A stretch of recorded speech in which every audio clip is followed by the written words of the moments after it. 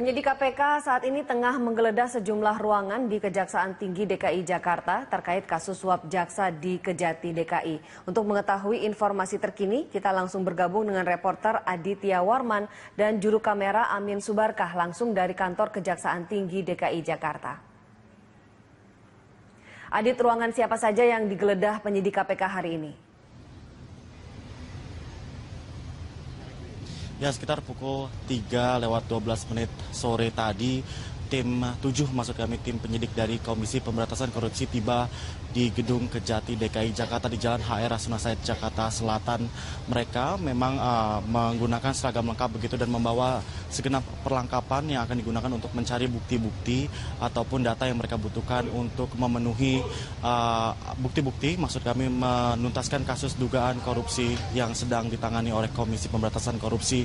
Dan setibanya mereka di Gedung Kejati, mereka langsung masuk tepat di belakang saya ini ke dalam gedung utama dari Kejati DKI Jakarta.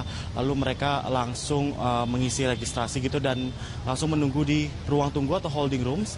Dan tidak lama dari itu 7 penyidik tersebut langsung menggeledah begitu beberapa ruangan yang berada di lantai dasar. Salah satunya ialah ruangan dari Wakil Kepala Kejati DKI Jakarta yaitu Muhammad Rum, dan beberapa dari tim penyidik Komisi Pemberantasan Korupsi juga langsung menggeledah gitu untuk mencari bukti-bukti dan data yang mereka perlukan. Tidak lama dari itu mereka langsung menuju ke lantai 1 dan melakukan penggeledahan di ruang yang diduga milik Kepala Kejaksaan Tinggi DKI Jakarta yaitu Sudung Sitomorang, yang juga sebelumnya Kepala Kejati DKI Jakarta Sudung Sitomorang juga telah memberikan kesaksian kepada Komisi Pemberantasan Korupsi terkait kasus ataupun dugaan kasus suap pemberhentian perkara yang sedang ditangani oleh Kejati DKI Jakarta. Ani. Adit, apa yang sedang dicari oleh KPK dan terkait kasus apa saja? Ya, mereka sedang mencari bukti-bukti dan data-data untuk melengkapi tuduhan terhadap dugaan kasus suap yang dilakukan, yang sedang diproses oleh Kejati DKI Jakarta terhadap PT Berantas Abipraya. Dan kami juga dapat informasikan sebelumnya KPK juga telah menangkap 3 orang dari PT Berantas Abipraya itu sendiri, yakini Direktur Keuangan PT Berantas Abipraya yaitu Sudi Wantoko, dan juga senior manajer PT Berantas Dadung Pamulryo, dan juga 1 orang dari swasta yang diduga menjadi kaki tangan yaitu Marudut. Dan memang mereka ketiganya ditangkap pada saat melakukan transaksi di sebuah hotel di kawasan Cawang, Jakarta Timur. Dan di dalam operasi tangkap tangan tersebut yang dilakukan oleh Komisi Pemberantasan Korupsi, KPK berhasil menyita uang sebesar $148.000 Amerika Serikat yang diduga akan digunakan untuk menyuap untuk dugaan kasus pemberhentian perkara yang sedang ditangani Kejati DKI Jakarta. Ani. Baik Adit, terima kasih banyak atas laporan Anda. Selamat kembali bertugas pemirsa. Demikian reporter Aditya Warman dan juru kamera Amin Subarkah melaporkan langsung dari kantor Kejati DKI Jakarta.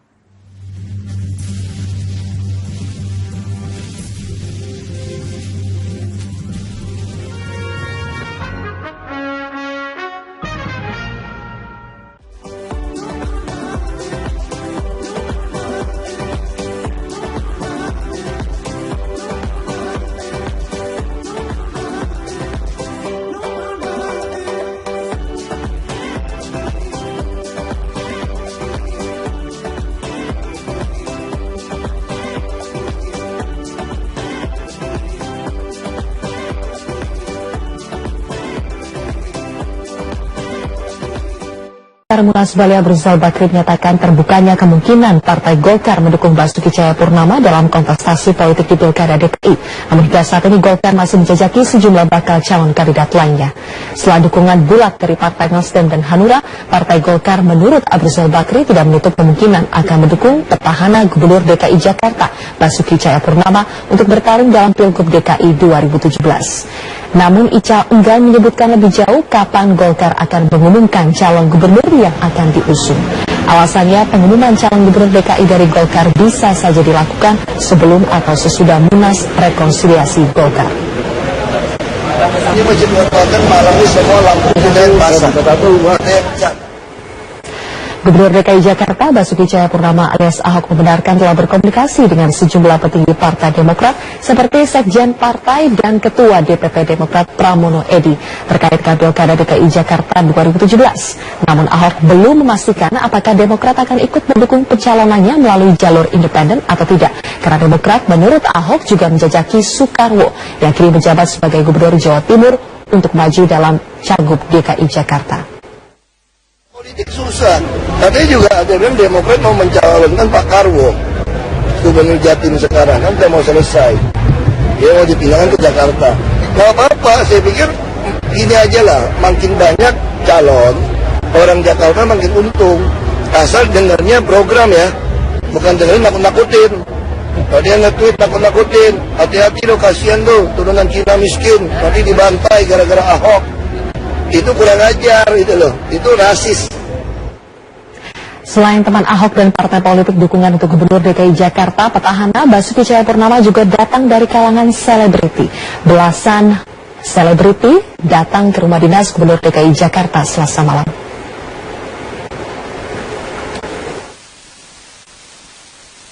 Sejumlah nama seperti Adi MS, Raden Syah, Darwis Triadi hingga Julia Perez hadir dalam jamuan makan malam di rumah dinas Gubernur DKI Jakarta di Jalan Taman Suropati, Menteng, Jakarta Pusat, Selasa malam. Kedatangan sejumlah artis ini sebagai bentuk dukungan terhadap Ahok untuk maju dalam pemilihan Gubernur DKI Jakarta 2017 mendatang. Bahkan, beberapa dari mereka mengaku telah mengumpulkan KTP untuk membantu teman Ahok. Yang bisa saya bilang tentang Pak Ahok adalah hanya karena saya penduduk Jakarta dan saya bisa merasakan sendiri bahwa ya Jakarta jauh lebih baik sekarang. Lebih dari itu, KTP saya masih Medan. Tapi ini lagi diusahain bikin surat pindah dan punya KTP Jakarta untuk bisa voting juga. Of course, pastinya kita ingin pilih yang terbaik dan yang kita rasa bisa bukan hanya kerja tapi produktif dan bisa dilihat hasilnya dan komitmennya dan cintanya untuk Jakarta. Komposer Adi MS bersama beberapa artis ibu kota juga berencana mengadakan kegiatan pengumpulan dukungan untuk Ahok dalam bentuk acara hiburan. Ya, yang penting acara apapun yang bisa menghibur orang, bisa menimbulkan harapan, optimisme, mudah-mudahan. Ahok mengaku senang mendapat dukungan dari banyak kalangan, termasuk selebriti ibu kota. Dukungan ini dinilai Ahok sebagai salah satu harapan masyarakat untuk perubahan Jakarta ke arah yang lebih baik. Ya, saya kira semua orang juga pengen melihat revolusi atau transformasi terjadi. Saya kira kan sesuatu yang alami gitu loh. Kalau kita memang punya tujuan yang sama, punya hati yang sama, ketemu pasti satu geng. Kalau udah nggak cocok pasti susah ketemu, kayak gitu aja. Semakin banyaknya pihak yang mendukung Ahok dalam pencalonan independennya menunjukkan kepercayaan masyarakat yang begitu besar kepada Ahok. Dari Jakarta, Bremana Tenaya, Ridwan Bima, Metro TV.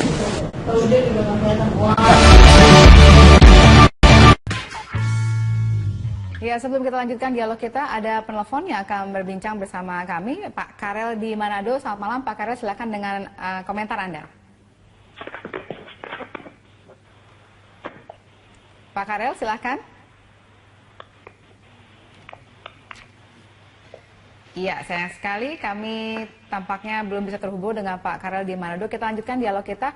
Baik, Pak Syarifudin, tadi kan kita sempat berbincang bahwa ada gejolak, ada pro kontra. Kemudian dia katanya akan mengundurkan diri kembali. Jadi tidak hanya orang-orang yang kemarin sudah mengundurkan diri, tapi kemudian akan ada lagi yang mengundurkan diri sebagai sikap mereka tidak pro, tidak mendukung deklarasi terhadap Ahok ini. Nah, bagaimana dari Hanura menghandle ini? Ya, kalau di Partai Hanura kita sudah mempunyai satu mekanisme tersendiri. Artinya fatsun partai itu yang memang kita junjung tinggi. Artinya kebijakan ini pasti ada pro dan kontra. Ya. Masalah pengunduran diri dari teman-teman, ya dari kader-kader partai itu ya masing-masing haknya. Tapi anggota itu sendiri. Ya. Tadi mengatakan akan menggunakan mesin partai untuk bisa mendulang suara. Nah, bagaimana kalau misalnya partainya itu sendiri tidak kuat, tidak solid? Begini, di dalam kita menentukan deklarasi kita yang kemarin pada hari Sabtu, kita minta dukungan surat pernyataan dari tingkat PAC, dari tingkat DPC.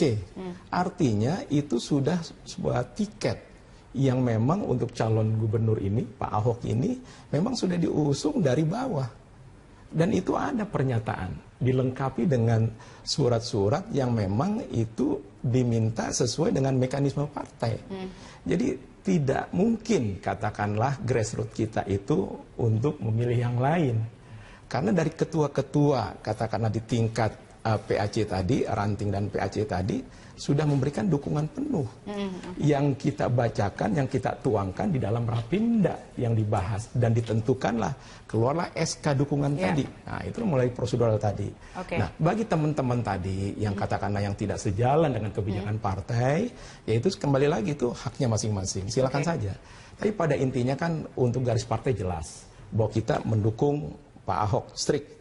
Selesai. Ya, bagaimana kita mengamankan ya nanti kita cari strategi-strategi apa yang kita buat nanti pada saat untuk pemenangan beliau. Kalau sekarang awalnya sudah ada perpecahan dalam partai, tapi kemudian ternyata nanti teman Ahok misalnya berhasil mengumpulkan suaranya. Bagaimana kemudian Hanura? Kalau untuk perpecahan yang diberitakan selama ini ya tidak seperti itu, tidak signifikan. Hanya beberapa kader yang memang tidak sejalan dengan kita dan memang sudah menentukan sikap seperti itu. Dan bagaimana dengan Hanura ke depan dengan artinya dengan teman-teman Ahok yang sudah mencapai target katakanlah 1 juta KTP. Tetap itu juga harus menggunakan katakanlah yang mesin partai kita tadi yang saya katakan. Tetap antara mengusung dan mendukung kan beda. Kalau kita mengusung otomatis itu dari partai. Kalau kita mendukung siapapun kita bisa dukung sesuai dengan aspirasi pilihan masyarakat tadi. Tentunya Hanura yang diamanahkan oleh masyarakat Jakarta, ya keinginan hasil polling seperti itu, ya kita katakanlah untuk bagaimana amanah masyarakat ini bisa kita salurkan melalui Partai Hanura. Baik, saya kembali akan menyapa Pak Karel terlebih dahulu di Manado. Selamat malam Pak Karel, silakan dengan komentar Anda. Selamat malam, berita satu. Ya. Mengikuti penjelasan dari DPD Hanura DKI, saya anggap ini partai ini cerdas dia. Artinya partai ini bisa membaca dinamika politik masyarakat. Partai lain itu saya lihat gengsi aja. Nasdem dan Hanura ini partai cerdas. Baguslah kalau partai sudah tahu bahwa sebetulnya paradigma politik itu sudah berubah. Ketika Orde Baru kekuasaan ada di elit politik, tapi sekarang kan ada di rakyat. Jadi Hanura itu partai bagus itu, cerdas itu. Yang lain itu gengsi aja. Saya mau katakan begini, soal Hanura, Nasdem atau partai lain akan bergabung mendukung Ahok, itu bukan cuma sekedar dukungan temporer. Menurut saya Ahok membutuhkan mereka ketika Ahok katakanlah terpilih sebagai gubernur, dia membutuhkan dukungan di parlemen.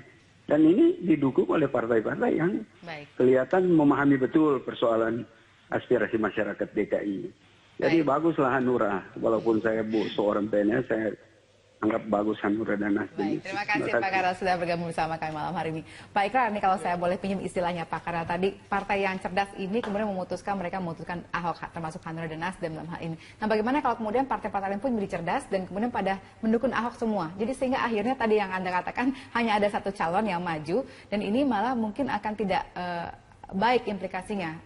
Menurut Anda bagaimana? Ya, jadi Anda tahu bahwa Mahkamah Konstitusi sudah membuat satu keputusan ya.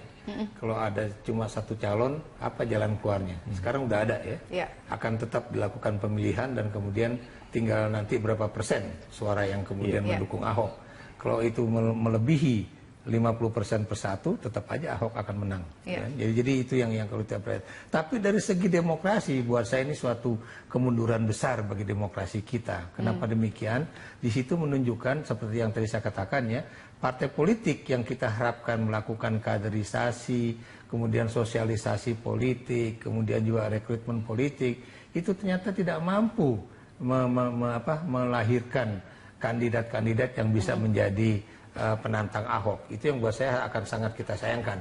Dan saya yakin Ahok juga tidak ingin menjadi calon tunggal di dalam pilkada serentak yang khusus untuk daerah DKI Jakarta ini. Kenapa demikian? Kalau itu terjadi, buat saya lagi-lagi tadi saya katakan itu kemunduran demokrasi dan berarti orang juga tidak ada yang berani untuk maju. Jadi mereka sudah kalah sebelum bertanding. Tidak ada yang berani kalah. Betul, mereka tidak ada yang berani kalah. Dan kalau saya perhatikan juga ya, ini kan kenapa saya katakan itu berpacu dengan waktu, karena ini adalah persoalan waktu, karena kalau nanti ternyata teman Ahok mampu mencapai angka 532.000 itu, dan setelah diverifikasi benar, dia otomatis Ahok akan benar-benar menjadi calon perseorangan pada bulan Mei ini, ya, setelah nanti verifikasinya tuh tuntas, ya.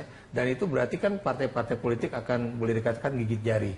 Tapi dengan mereka kemudian mendukung dari awal, itu ada dua kemungkinan. Pertama, itu partai baik itu Nasdem maupun Hanura dianggap melakukan agregasi kepentingan rakyat dan artikulasi kepentingan rakyat secara benar, yang tadi Pak Karel mengatakan mendengarkan aspirasi arus bawah. Yang kedua, biar bagaimanapun Hanura sekarang mendapatkan 10 kursi, Nasdem 5 kursi, bukan mustahil sebagai partai-partai yang awal mendukung Ahok akan juga mendapatkan nama dalam pilkada, maksud saya pilek dan pilpres serentak 2019 akan datang. Kita akan melihat apakah memang ini akan benar-benar efektif untuk mendapatkan mendulang nama buat Hanura. Dalam hal ini kita akan bahas setelah jeda berikut. Pemirsa tetap bersama kami. Signifikan, hanya beberapa kader yang memang tidak sejalan dengan kita dan memang sudah menentukan sikap seperti itu. Dan bagaimana dengan Hanura ke depan, dengan artinya dengan teman-teman Ahok yang sudah mencapai target katakanlah 1 juta KTP.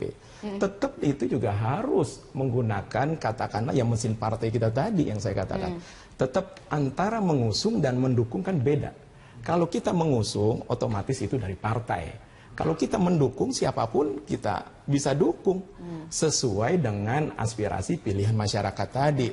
Tentunya Hanura yang diamanahkan oleh masyarakat Jakarta, ya keinginan hasil polling seperti itu, ya kita katakanlah untuk bagaimana amanah masyarakat ini bisa kita salurkan melalui Partai Hanura. Baik, saya kembali akan menyapa Pak Karel terlebih dahulu di Manado. Selamat malam Pak Karel, silahkan dengan komentar Anda. Selamat malam, berita satu. Ya. Mengikuti penjelasan dari DPD Hanura DKI, saya anggap ini partai ini cerdas dia. Artinya partai ini bisa membaca dinamika politik masyarakat.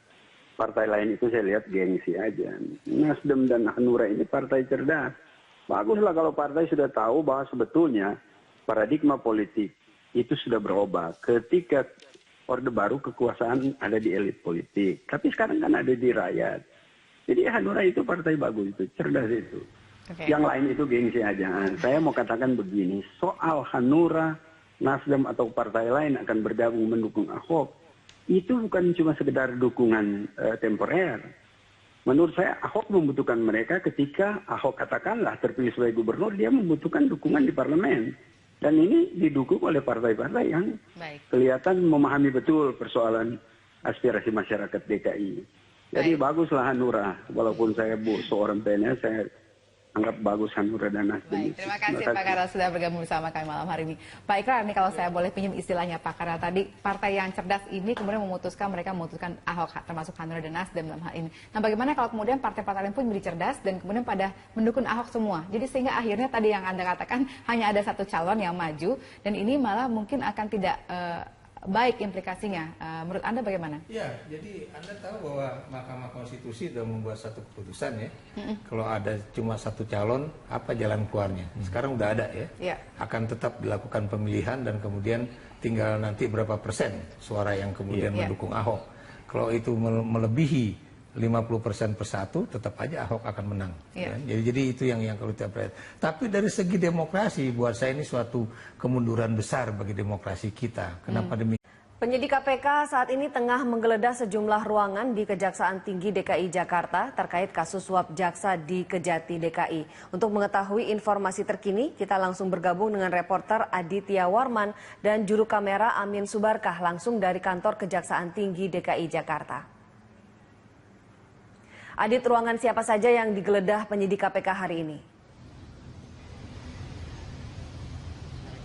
Ya, sekitar pukul 3:12 sore tadi, tim 7 maksud kami tim penyidik dari Komisi Pemberantasan Korupsi tiba di Gedung Kejati DKI Jakarta di Jalan HR Rasuna Said Jakarta Selatan. Mereka memang menggunakan seragam lengkap begitu dan membawa segenap perlengkapan yang akan digunakan untuk mencari bukti-bukti ataupun data yang mereka butuhkan untuk memenuhi bukti-bukti, maksud kami menuntaskan kasus dugaan korupsi yang sedang ditangani oleh Komisi Pemberantasan Korupsi. Dan setibanya mereka di Gedung Kejati, mereka langsung masuk tepat di belakang saya ini ke dalam gedung utama dari Kejati DKI Jakarta. Lalu mereka langsung mengisi registrasi gitu dan langsung menunggu di ruang tunggu atau holding rooms. Dan tidak lama dari itu 7 penyidik tersebut langsung menggeledah begitu beberapa ruangan yang berada di lantai dasar. Salah satunya ialah ruangan dari Wakil Kepala Kejati DKI Jakarta yaitu Muhammad Rum. Dan beberapa dari tim penyidik Komisi Pemberantasan Korupsi juga langsung menggeledah gitu untuk mencari bukti-bukti dan data yang mereka perlukan.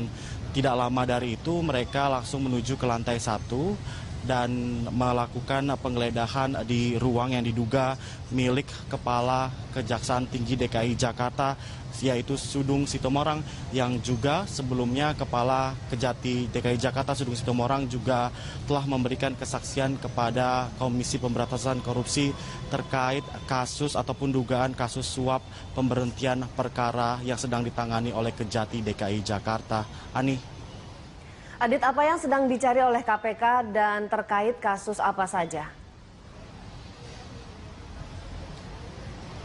Ya, mereka sedang mencari bukti-bukti dan data-data untuk melengkapi tuduhan terhadap dugaan kasus suap yang dilakukan, yang sedang diproses oleh Kejati DKI Jakarta terhadap PT Berantas Abipraya. Dan kami juga dapat informasikan sebelumnya KPK juga telah menangkap 3 orang dari PT Berantas Abipraya itu sendiri, yakini Direktur Keuangan PT Berantas Abipraya yaitu Sudi Wantoko, dan juga senior manajer PT Berantas Dadung Pamulryo, dan juga 1 orang dari swasta yang diduga ada Ahok. Dari Jakarta, Breman Tenaya, Ridwan Bima, Metro TV.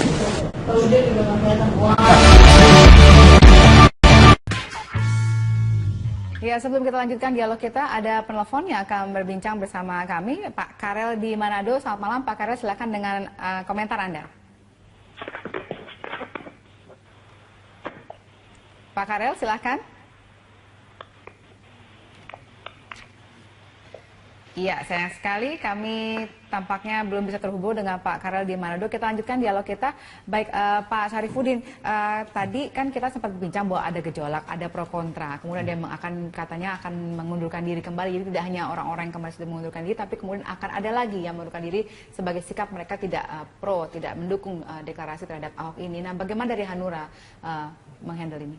Ya, kalau di Partai Hanura kita sudah mempunyai satu mekanisme tersendiri. Artinya fatsun partai itu yang memang kita junjung tinggi.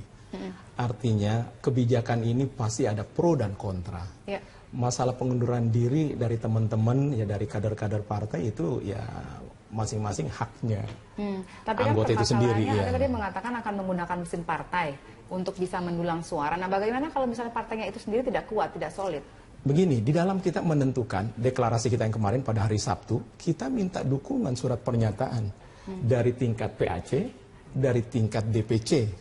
Artinya itu sudah sebuah tiket yang memang untuk calon gubernur ini, Pak Ahok ini, memang sudah diusung dari bawah. Dan itu ada pernyataan, dilengkapi dengan surat-surat yang memang itu diminta sesuai dengan mekanisme partai. Jadi tidak mungkin katakanlah grassroots kita itu untuk memilih yang lain. Karena dari ketua-ketua katakanlah di tingkat PAC tadi, ranting dan PAC tadi sudah memberikan dukungan penuh. Yang kita bacakan, yang kita tuangkan di dalam Rapimda yang dibahas dan ditentukanlah, keluarlah SK dukungan tadi. Nah, itu mulai prosedural tadi. Nah, bagi teman-teman tadi yang katakanlah yang tidak sejalan dengan kebijakan partai, yaitu kembali lagi itu haknya masing-masing. Silakan saja. Tapi pada intinya kan untuk garis partai jelas bahwa kita mendukung Pak Ahok strict. Selesai. Ya, bagaimana kita mengamankan ya nanti kita cari strategi-strategi apa yang kita buat nanti pada saat untuk pemenangan beliau. Kalau sekarang awalnya sudah ada perpecahan dalam partai, tapi kemudian ternyata nanti teman Ahok misalnya berhasil mengumpulkan suaranya. Bagaimana kemudian Hanura? Kalau untuk perpecahan yang diberitakan selama ini ya tidak seperti itu. Tidak menjadi kaki tangan yaitu Marudut dan memang mereka ketiganya ditangkap pada saat melakukan transaksi di sebuah hotel di kawasan Cawang, Jakarta Timur. Dan di dalam operasi tangkap tangan tersebut yang dilakukan oleh Komisi Pemberantasan Korupsi, KPK berhasil menyita uang sebesar 148.000 dolar Amerika Serikat yang diduga akan digunakan untuk menyuap untuk dugaan kasus pemberhentian perkara yang sedang ditangani Kejati DKI Jakarta. Ani. Baik Adit, terima kasih banyak atas laporan Anda. Selamat kembali bertugas. Pemirsa, demikian reporter Aditya Warman dan juru kamera Amin Subarkah melaporkan langsung dari kantor Kejati DKI Jakarta.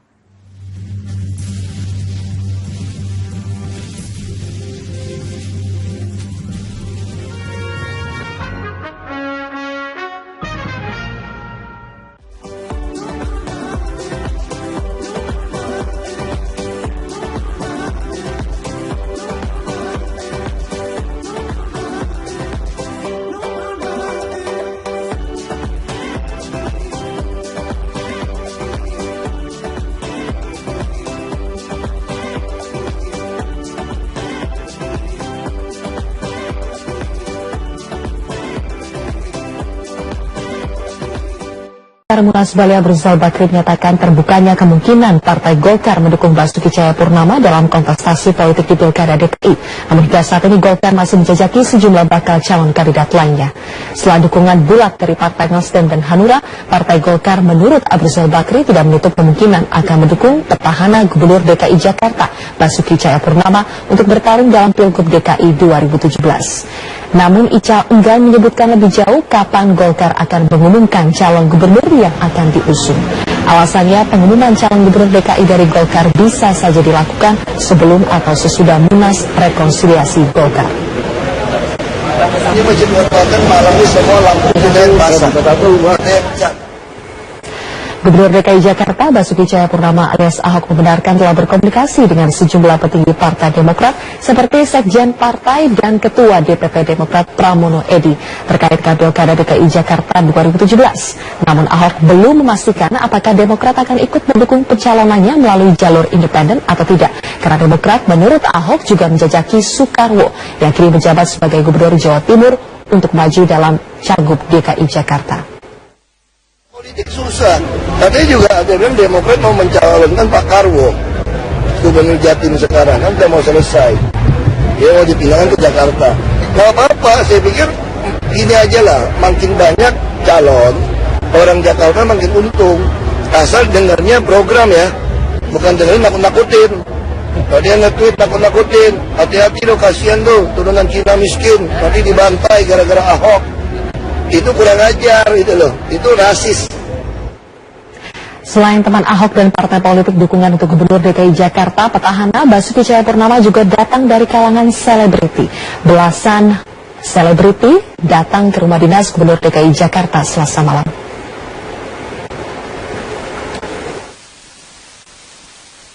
Sejumlah nama seperti Adi MS, Raden Syah, Darwis Triadi hingga Julia Perez hadir dalam jamuan makan malam di rumah dinas Gubernur DKI Jakarta di Jalan Taman Suropati, Menteng, Jakarta Pusat, Selasa malam. Kedatangan sejumlah artis ini sebagai bentuk dukungan terhadap Ahok untuk maju dalam pemilihan Gubernur DKI Jakarta 2017 mendatang. Bahkan, beberapa dari mereka mengaku telah mengumpulkan KTP untuk membantu teman Ahok. Yang bisa saya bilang tentang Pak Ahok adalah hanya karena saya penduduk Jakarta dan saya bisa merasakan sendiri bahwa Jakarta jauh lebih baik sekarang. Lebih dari itu, KTP saya masih Medan. Tapi ini lagi diusahain bikin surat pindah dan punya KTP Jakarta untuk bisa voting juga. Of course, pastinya kita ingin pilih yang terbaik dan yang kita rasa bisa bukan hanya kerja tapi produktif dan bisa dilihat hasilnya dan komitmennya dan cintanya untuk Jakarta. Komposer Adi MS bersama beberapa artis ibu kota juga berencana mengadakan kegiatan pengumpulan dukungan untuk Ahok dalam bentuk acara hiburan. Yang penting acara apapun yang bisa menghibur orang, bisa menimbulkan harapan, optimisme, mudah-mudahan. Ahok mengaku senang mendapat dukungan dari banyak kalangan, termasuk selebriti ibu kota. Dukungan ini dinilai Ahok sebagai salah satu harapan masyarakat untuk perubahan Jakarta ke arah yang lebih baik. Ya, saya kira semua orang juga pengen melihat revolusi atau transformasi terjadi. Saya kira kan sesuatu yang alami gitu loh. Kalau kita memang punya tujuan yang sama, punya hati yang sama, ketemu pasti satu geng. Kalau udah nggak cocok pasti susah ketemu, kayak gitu aja. Semakin banyaknya pihak yang mendukung Ahok dalam pencalonan independennya menunjukkan kepercayaan masyarakat yang begitu